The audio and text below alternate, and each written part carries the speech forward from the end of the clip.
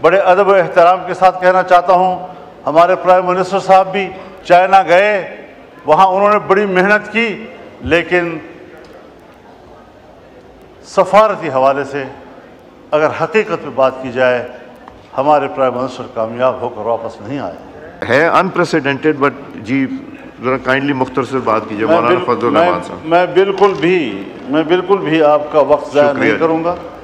میں بالکل بھی پارلیمنٹ کے قواعد و ضوابط کو متاثر نہیں کرنا چاہتا، اور بجٹ پر کم از کم ہماری گفتگو میں سمجھتا ہوں کہ اہم ہے. بہت سی ایشوز ایسی ہیں جس پر میں اپنی جماعت اور اپنے ووٹرز کا موقف دینا چاہتا ہوں. یہ ٹھیک ہے کہ مجھے تاخیر سے یہاں آنا پڑا ہے، میں بات مانتا ہوں، لیکن اگر آپ اس پہ کوئی اس وقت مجھے رعایت دینے کے لیے تیار نہیں، آپ کو پتہ ہے کہ رول سسپینڈ ہو جاتے ہیں بعض اوقات، لیکن آپ شاید سمجھتے ہیں کہ ایک ممبر کے لیے ہمیں رول سسپینڈ نہیں کرنے چاہیے، اس کو متاثر نہیں کرنا چاہیے. تو میں اپنی جو گفتگو ہے یا میرے جو تحفظات ہیں یا میں نے جو ایوان کے سامنے اپنا نظریہ یا نقطہ نظر پیش کرنا تھا، اگر آپ اس کی اجازت نہیں دیتے تو میں صرف ٹوکن واک آؤٹ کر جاؤں گا. آپ اپنا کارروائی جاری رکھیں. میں نے تو آپ کو فلور دے دیا مولانا صاحب، میں نے تو فلور دیا ہے بات کرنے کے لیے. روایت سے ہٹ کے ساری چیزوں سے ہٹ کے آپ کو دیا. سینئر آپ پارلیمنٹیرین ہیں، سینئر پارٹی کے ہیڈ بھی ہیں، اور آپ سے زیادہ قانون اور یہ کون جانتا ہے جتنی دیر آپ پارلیمنٹ میں رہے ہیں الحمدللہ. جی بسم اللہ الرحمن الرحیم، نحمدہ ونصلی علی رسولہ الکریم. جناب اسپیکر، میں آپ کا شکر گزار ہوں کہ آپ نے گفتگو کے لیے وقت بھی دیا اور گفتگو کا انتظار بھی کیا. مجھے کبھی یہ دعویٰ نہیں رہا کہ میں کوئی اقتصادی ماہر ہوں اور جو بجٹ کی روح ہے میں اس پر بحث کرتے ہوئے اس کا حق ادا کر سکوں گا. یقیناً ایوان میں ایسے فاضل اراکین موجود ہیں جو تکنیکی بنیادوں پر بجٹ پر بحث بھی کر سکتے ہیں، اعداد و شمار پر بات بھی کر سکتے ہیں. میں ان کے سیاسی پہلوؤں کو ذرا اجاگر کرنا چاہوں گا کہ 1988 سے میں اس ایوان میں کتنے بجٹ سن چکا ہوں، کتنے بجٹ میرے ہوتے ہوئے پاس ہوئے ہیں، اور ہر بجٹ پیش کرنے والی حکومت اس نے دعویٰ کیا ہے کہ یہ عوام دوست بھی ہے اور ملک کی ترقی کی راہ پر یہ بجٹ گامزن کرے گا ملک کو. اس تمام دعووں کے باوجود آج 75 سال کے بعد معاشی طور پر ملک کہاں کھڑا ہے، اس کو زیر بحث لانے کی بھی ضرورت نہیں ہے. شیشے کی طرح نظر آتا ہے کہ ہم دیوالیہ پن کے کنارے کھڑے ہیں. اور آج جو اس بجٹ میں آپ نے سب سے زیادہ توجہ دی ہے ٹیکس لگانے کے اوپر، تو جناب اسپیکر، عام لوگوں میں جو بات ڈسکس کی جا رہی ہے زیادہ تر اس کا تعلق ٹیکسز کے ساتھ ہے. ہر شعبے میں، ہر سطح پر، ہر کاروبار میں، ہر تنخواہ میں، ہر کمائی میں ٹیکسز لگا دیے گئے ہیں، اور اسی کی بنیاد پر پھر مہنگائی کا طوفان اس سے روکا نہیں جا سکتا. بنیادی بات یہ ہے کہ ہم جس چیز کا ڈیمانڈ قوم سے کرتے ہیں کہ آپ ٹیکس دیں تاکہ ملک کا خزانہ مضبوط ہو، ملک کا اقتصاد مضبوط ہو، جب حکمران اس قسم کا ڈیمانڈ قوم سے کرتے ہیں تو قوم کے بھی کچھ حقوق ہوتے ہیں۔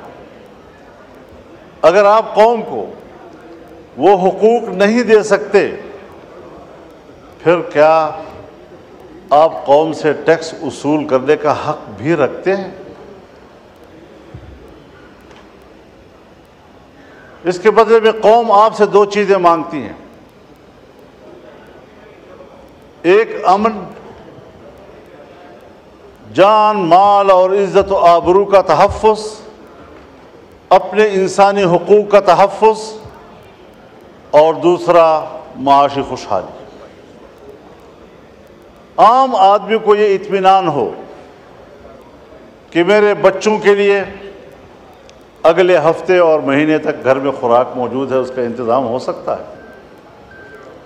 لیکن کیا ہم نہیں سمجھتے یہ بات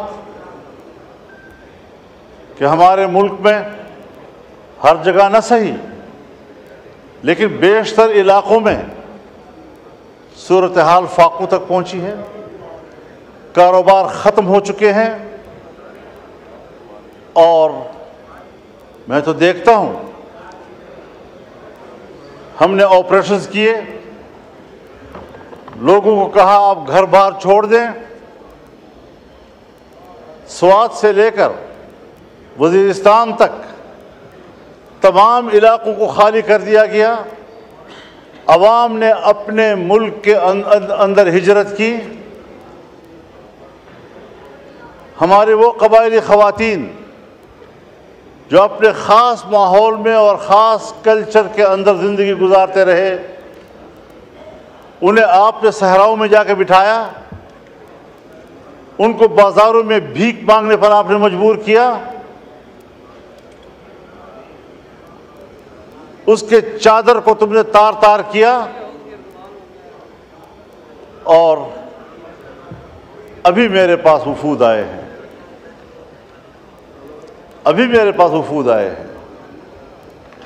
مسعود قبیلے کا وفد آیا کہ پچھلے سال ہمارے ساتھ ایک مکان اگر مکمل تباہ ہے تو 4 لاکھ روپے، اور اگر جزوی طور پر نقصان ہوا ہے تو 1,60,000 روپے، اور وہ بھی لوگوں کو پیسے نہیں دیے گئے، اس کا ٹوکن دیا گیا، وہ ٹوکن ابھی تک جیبوں میں لیے پھر رہے ہیں، ایک شخص کو ادائیگی نہیں ہو رہی۔ آپ بتائیں 4 لاکھ ایک مکان بنانے کے لیے، کیا 4 لاکھ پر آپ کے گھر کا غسل خانہ بھی بن سکتا ہے؟ اور آپ نے ان کو کہنا ہے کہ پورا گھر بنانا ہے۔ 1,60,000 پہ آپ نے 1-2 کمرے بنانے ہیں جو گر گئے تھے۔ کیا مذاق دنیا کے ساتھ ہو رہا ہے؟ آج چمن کے اوپر، بارڈر کے اوپر 9 مہینے سے لوگ بیٹھے ہیں، در بدر بیٹھے ہوئے ہیں، آپ وہ شرائط ان کے اوپر لگا رہے ہیں کہ جو شرائط سرحد پر بیٹھے ہوئے لوگوں کے اوپر دنیا میں نہیں لگائے جاتے۔ پوری دنیا میں سرحد پر رہنے والوں کو کچھ خصوصی مراعات ملتی ہیں، اور وہ بھی وہ بارڈر جو بین الاقوامی طور پر ریکگنائزڈ ہو۔ ہندوستان پاکستان کا سرحد طے شدہ ہے، پاک افغان بارڈر کو میں اور آپ پاک افغان بارڈر کہہ رہے ہیں، کیا افغانستان بھی اس کو پاک افغان بارڈر کہتا ہے یا اس کو ڈیورنڈ لائن کہتا ہے؟ کیا یہ کسی سمجھوتے کی بنیاد پر ہوا تھا کہ ایک ہی آدمی کا گھر، اس کا صحن پاکستان میں ہے، کمرے افغانستان میں ہیں، ایک ہی گاؤں کی مسجد، اس کا محراب افغانستان میں ہے اور اس کی مقتدی جو ہے وہ پاکستان میں کھڑے ہوتے ہیں؟ چمن میں جائیں، کتنے لوگ ہیں کہ جن کے گھر پاکستان میں ہیں اور جائیدادیں افغانستان میں ہیں، زمینیں وہاں کاشت کرتے ہیں، وہاں سے مال لاتے ہیں، اپنا کمایا ہوا گھر میں لاتے ہیں۔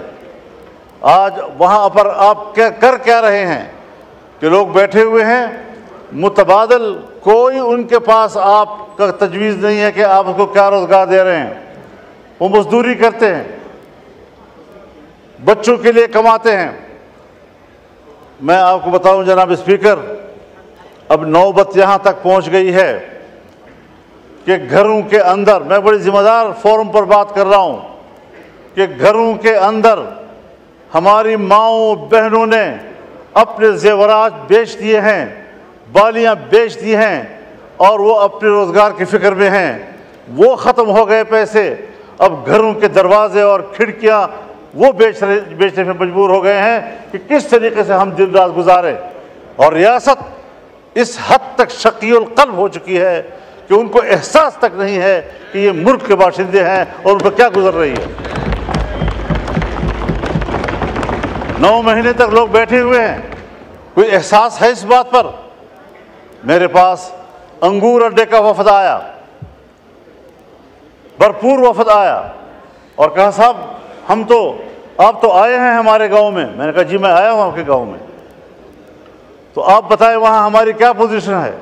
میں نے کہا میری رات افغانستان میں تھی اور میرا جلسہ پاکستان میں تھا۔ ڈیورنڈ لائن انہوں نے مجھے بتایا کہ یہ لکیر ہے، کسی کے گھر کے بیچ میں سے گزر رہا ہے، کسی کے مسجد کے بیچ میں سے گزر رہا ہے۔ ان لوگوں پر آپ اس قسم کے قدغنے لگائیں گے؟ غلام خان کے اوپر یہ صورتحال بن رہی ہے، جمرود کے اوپر یہ صورتحال بن رہی ہے۔ ذرا اپنے شرائط لگائیں، لیکن ان کے لیے قابل برداشت بھی تو ہوں، قابل عمل بھی تو ہوں۔ بس ملک سے وفاداری اور حب الوطنی کا دعویٰ، اس پر آپ قبضہ کر لیتے ہیں، اور جب آپ سے کوئی اختلاف رائے کرتا ہے پھر آپ ملک کے دشمن ہیں، آپ تو ملک کو کمزور کرنا چاہتے ہیں۔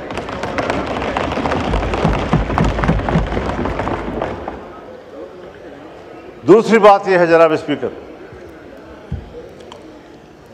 ہمارے ہاں آپ 1000 ٹیکس لگائیں، میں پارلیمنٹیرین بھی ہوں، 40 سال اس سیاست کی خارزار وادی سے گزر کر آج کھڑا ہوں۔ ان صحراؤں کو میں نے عبور کیا ہے۔ آپ کے ملک کے عوام آپ کو ٹیکس نہیں دیں گے، اس لیے کہ عوام کو آپ پر اعتماد نہیں ہے۔ اور یہ بات میں کسی ایک پارٹی کے لیے نہیں کہہ رہا ہوں۔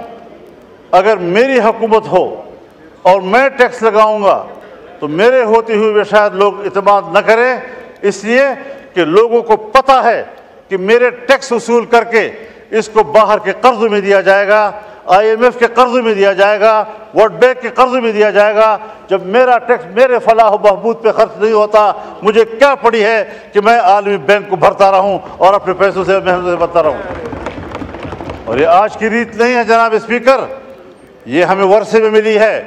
جب انگریز حکومت تھی اور بر صغیر پر ان کا قبضہ تھا اور انگریز ملک میں لوگوں سے ٹیکس لیتا تھا تو بر صغیر کا باسی ٹیکس چوری کرتا تھا، فرنگی کو وہ ٹیکس دینے کے لیے تیار نہیں تھا۔ اس کو پتہ تھا کہ یہ میری فلاح پہ خرچ نہیں ہوگا، یہ ان کے عیاشیوں پر، اور ہمارا مال برطانیہ جائے گا۔ میں خود برطانیہ میں ایک موقع پر یوم پاکستان تھا اور میں میئر کے آفس میں گیا، پاکستانی کمیونٹی وہاں جمع تھی۔ مجھے کہا مولانا صاحب ان بلڈنگوں کو دیکھو، یہ ان کے نہیں ہیں، یہ ہمارے اپنے ہیں، ہمارا مال لا کر چوری کر کے انہوں نے یہ بلڈنگیں بنائی ہیں، یہ ہندوستان کی ہے، یہ بر صغیر کی ہے۔ اس کے باوجود ملکہ برطانیہ انڈیا آتی ہے اور پارلیمنٹ اس کو کہتا ہے تم 100 سال سے ہمارے اوپر حاکم رہے ہو، تم نے ہماری سرزمین پر قبضہ کیا تھا، پہلے اپولوجائز کرو، معافی مانگو، اس کے بعد آپ ایوان میں آ سکتی ہیں۔ اور اس نے معافی مانگی، لیکن جب پاکستان آئی اور پاکستان کے پارلیمنٹ میں آنے لگی تو ہمارے اسپیکر صاحب اور چیئرمین سینٹ نے کہا ہم پہلے بھی آپ کے وفادار تھے، ہم آج بھی آپ کے وفادار ہیں۔ اس نظریے کو لوگ ٹیکس دیں گے، اس کو آپ یقین دلائیں گے کہ آپ کی ریاست ہے، ٹیکس آپ کے فلاح و بہبود پہ خرچ ہوگا؟ جب میرا پیسہ میری فلاح و بہبود پہ خرچ نہیں ہوگا، مجھے کیا پڑی ہے کہ میں اس قسم کے ٹیکس آپ کے ظالمانہ ٹیکس ادا کرتا رہوں گا؟ اور اگر ٹیکس ظالمانہ ہے اور آپ مجھے امن بھی نہیں دے پا رہے، اور جب میرا سب کچھ لٹ جاتا ہے پھر آپ کو جاگ آتی ہے جب چین کا ایک مہمان آتا ہے، اہم مہمان، مجھے یہ کہنے دیجئے، بڑے ادب و احترام کے ساتھ کہنا چاہتا ہوں، ہمارے پرائم منسٹر صاحب بھی چائنا گئے، وہاں انہوں نے بڑی محنت کی، لیکن سفارتی حوالے سے اگر حقیقت پہ بات کی جائے، ہمارے پرائم منسٹر کامیاب ہو کر واپس نہیں آئے۔ مولانا صاحب کائنڈلی اور ساتھ ساتھ مختصر کر دیجئے، آج بہت لمبا دن ہے۔ ان کا مہمان یہاں آیا، جی ہاں، ہم سب لوگ ان کی خدمت میں حاضر ہوئے، مہمانداری کی، اور ہم نے ان کو اپنی بھرپور حمایت، تائید، دوستی سب حوالے دیے، انہوں نے بھی سب وہی حوالے دیے، لیکن ایک جملے میں اس نے ہمیں جواب دے دیا کہ پاکستان میں اب بھی سیاسی استحکام نہیں